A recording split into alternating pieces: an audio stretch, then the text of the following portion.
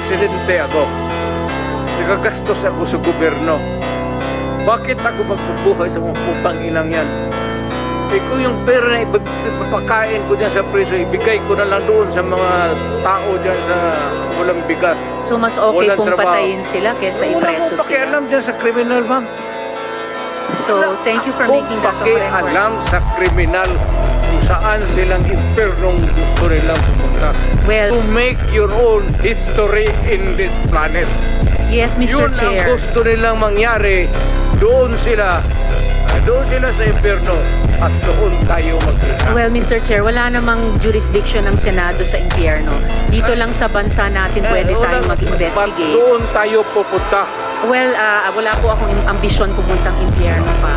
Pero Mr. Chair, ang Hirain punto kita, lang ma'am. nito,